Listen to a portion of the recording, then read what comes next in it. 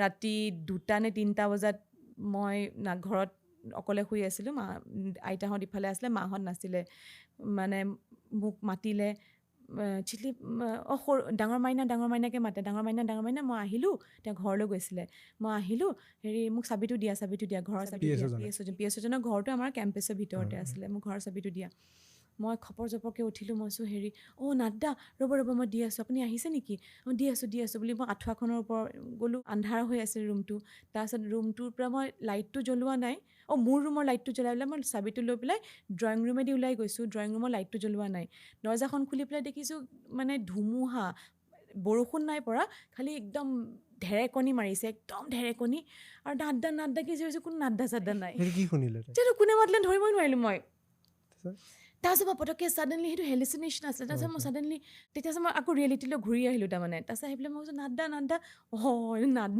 নাই মই ভূতেই মাতিছে